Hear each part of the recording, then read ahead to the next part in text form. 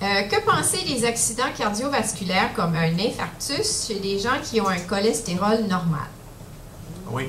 Alors, évidemment, le cholestérol, c'est un facteur de risque dans la panoplie des facteurs de risque et ça ne va pas prédire 100% des événements cardiovasculaires. Donc, il y a des gens qui vont présenter un événement cardiovasculaire pour d'autres raisons. Ils sont fumeurs, ils sont hypertendus, bon, ils ont de l'obésité ou autre. Et et on sait aussi qu'il y a 30% des patients qui présentent un événement cardiovasculaire qui ont comme seule anomalie du cholestérol un taux de bon cholestérol qui est très bas. Alors, ça aussi, ça peut être un des marqueurs du risque ou une des causes. Donc, on ne va pas toujours retrouver un taux de mauvais cholestérol élevé, mais ce qu'on sait, c'est que chez les patients qui ont eu un événement cardiovasculaire, lorsqu'on diminue ce taux de mauvais cholestérol, on diminue de 40 à 50% le risque de récidive. Donc, ça, c'est très important. Et que penser de l'homocystéine? Oui. Est-ce que ça, on en tient compte parmi les facteurs de risque? Oui, oui. Nous, on mesure l'homocystéine systématiquement chez les patients qui ont eu des problèmes cardiovasculaires parce qu'on sait que c'est un bon marqueur du risque. Alors, ça veut dire que c'est un marqueur du risque qui compte là, dans l'évaluation.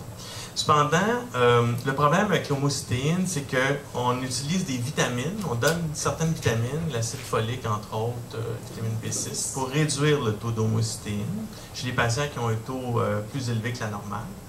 Et on n'a pas d'études jusqu'à maintenant qui démontrent que ce faisant, on diminue le risque cardiovasculaire. Donc, on est un peu pris avec l'homocystéine où on a un marqueur du risque, mais qu'on ne peut pas influencer favorablement pour réduire le risque jusqu'à maintenant.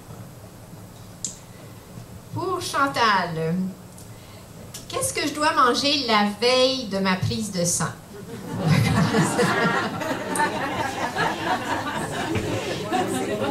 Alors, la question est bonne.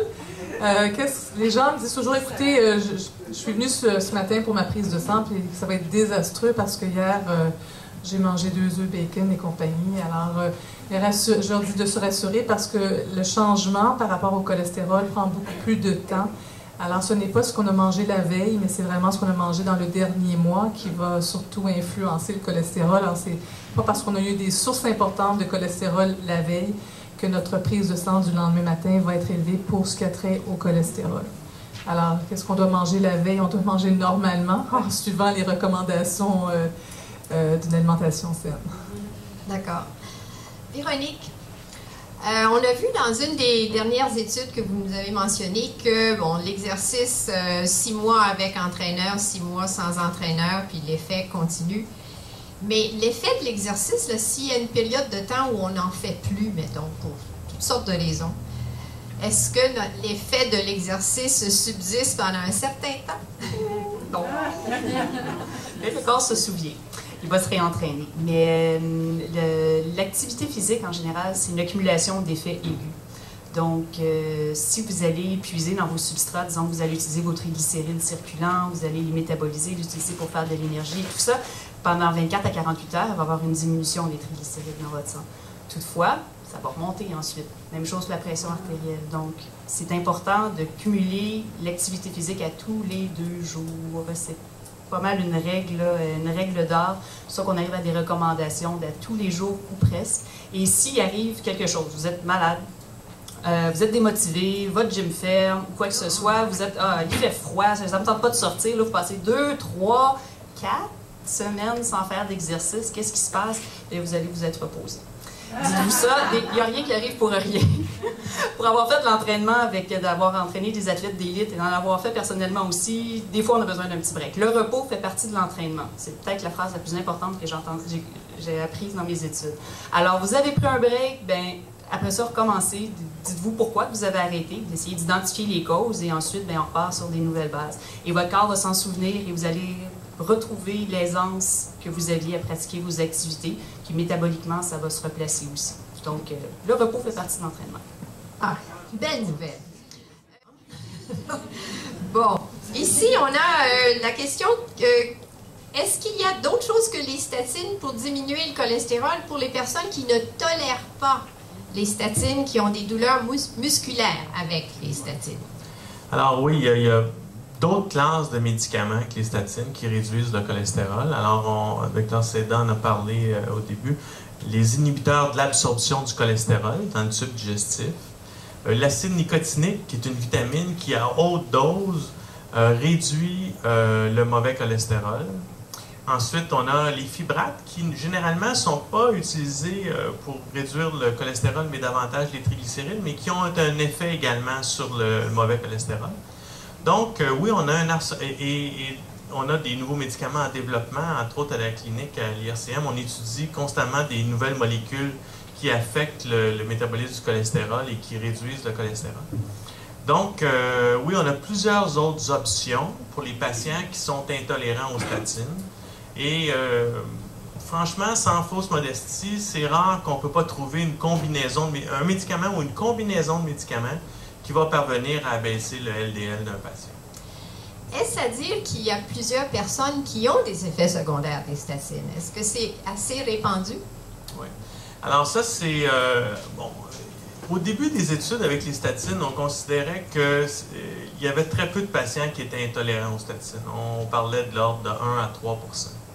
À mesure que les études ont progressé et que les statines ont été prescrits à large volume, on s'est aperçu que probablement que le taux de patients intolérants aux statines, en particulier en raison des douleurs musculo-squelettiques, parfois est plus élevé que ce qu'on pensait initialement. Probablement autour de 5 à 10 % des patients. Mais la difficulté avec ces effets secondaires-là de type musculo-squelettique, c'est qu'on peut avoir mal aux muscles ou mal aux os pour 1 million de raisons, autres que pour la statine qu'on prend. Et quand on interrompt le traitement avec une statine, puis qu'on redemande aux patients « Est-ce que vous avez encore vos douleurs? », il y en a 1 sur 2 qui vont vous répondre que oui, il y a encore ces douleurs, puis que finalement, la statine n'avait rien à voir. Donc, c'est difficile de départager ce qui est associé à la statine de ce qui ne l'est pas dans plusieurs cas. D'accord. Chantal, une question qui est souvent posée. Tu as effleuré la chose en parlant des œufs. Alors, sans manger des œufs tous les jours, combien peut-on manger d'œufs par semaine? La recommandation actuellement, particulièrement pour les gens qui ont leur santé cardiovasculaire à cœur, c'est de ne pas dépasser 2 à 3 jaunes d'œufs par semaine. Ça, c'est à peu près la recommandation. Évidemment, nous, on traite des gens qui sont peut-être plus malades, des gens qui viennent à la clinique et qui ont déjà des problèmes bien identifiés. Alors, c'est la recommandation qu'on va faire. Dans certains cas, on va même suggérer d'éviter complètement les jaunes d'œufs. C'est plutôt rare, c'est ce qu'on disait à l'époque. Mais maintenant, sachant que les gras saturés ont beaucoup plus d'impact, parce que je disais tout à l'heure qu'il y a quand même des gens qui sont sensibles au cholestérol alimentaire et qui peuvent augmenter leur cholestérol sanguin par un apport élevé en cholestérol alimentaire, on fait la recommandation de limiter les jaunes d'œufs à 2-3 œufs par semaine. Le blanc, il n'y a pas de problème, c'est une excellente source de protéines. C'est un aliment qui est très disponible, qui est peu coûteux. Alors, c'est pour ça qu'il faut quand même surveiller. Il y a des gens qui vont en manger régulièrement, qui n'auront jamais de problème de cholestérol, mais comme on ne sait pas qui est sensible et qui ne l'est pas, la recommandation touche quand même un large spectre de la population. Et est-ce qu'il y a des limites aussi pour les fruits de mer? Parce qu'on rentre dans la catégorie des aliments qui contiennent du cholestérol, hein, comme les crevettes. Alors ça, c'est une question. Quand j'ai commencé ma pratique, il y a quelques années, on recommandait d'éviter les œufs, les crevettes, le homard, le foie, les rognons, qui sont également des sources très importantes de cholestérol alimentaire. Actuellement, la recommandation, c'est que les crevettes, évidemment, qui sont une source importante de cholestérol, mais qui à la fois contiennent très peu de matières grasses, parce qu'il faut faire la nuance entre cholestérol et gras dans un aliment, malgré leur teneur en cholestérol, qui est un peu plus élevée que dans les poissons, les autres poissons qu'on consomme. De toute façon, les crevettes, c'est pas un aliment qu'on consomme qui est un peu plus coûteux, donc les gens n'en mangent pas régulièrement, il n'y a pas de problème.